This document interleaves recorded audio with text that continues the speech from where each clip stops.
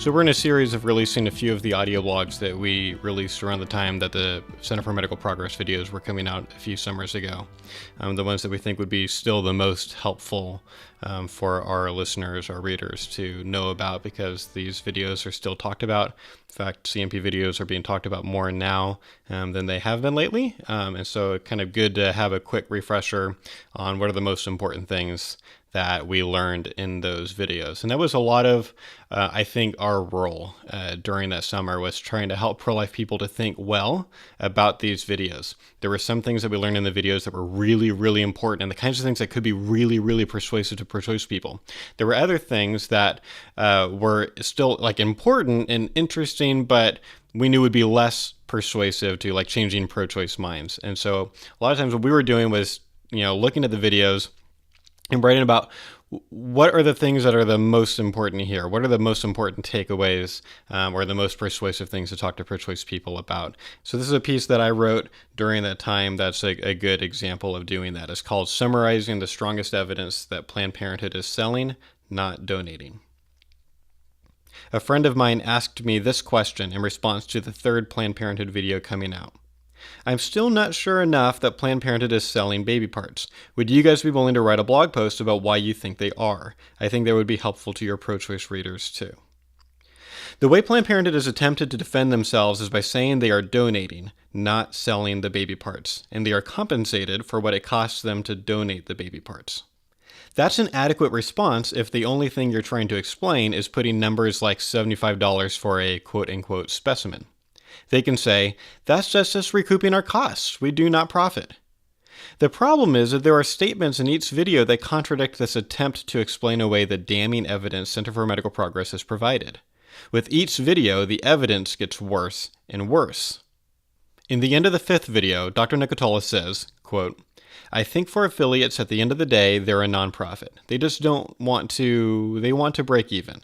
And if they can do a little better than break even and do so in a way that, seems reasonable, they're happy to do that. End quote.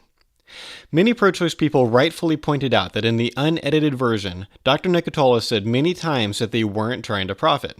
I'm glad they pointed this out because it's relevant context. As Matthew Lee Anderson said, she is not a comic book villain. The problem is that the defenders of Planned Parenthood just stop there and don't try to explain the above statement. It's kind of like when Christians disagree about theology and they each have a proof text, but they don't address the arguments on the other side. They just repeat their preferred passage. We need an explanation that makes sense of all the statements in the video, not just some of them. The explanation of the Planned Parenthood apologist doesn't accomplish this. If they are truly just interested in breaking even, they would not be comfortable with doing better than breaking even. That's profit. The explanation that makes sense of all of the data is that they are trying to profit, but trying to be careful to do so in a way that doesn't get them into trouble. They need the profit margins to be small enough that they can say, it's just compensation, and get away with it.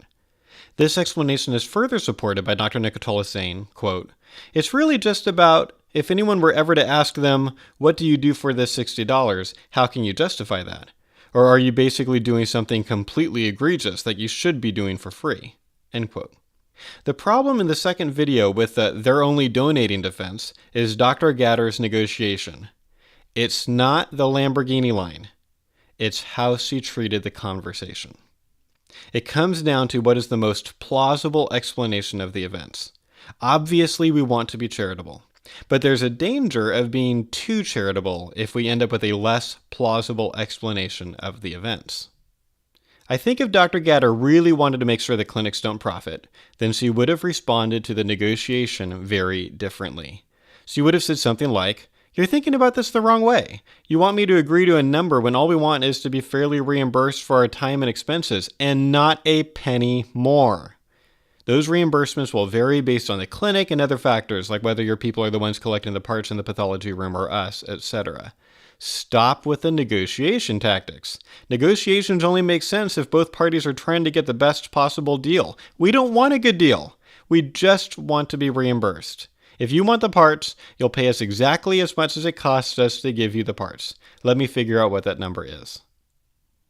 But the most damning evidence released yet that Planned Parenthood profits is the end of this third video. If they only wanted reimbursement, they would charge a flat rate.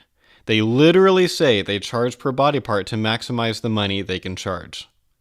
In the video, the buyer says that 11.6-week fetus was pretty good. There was 3 or 4 samples we could have taken out of the 11.6.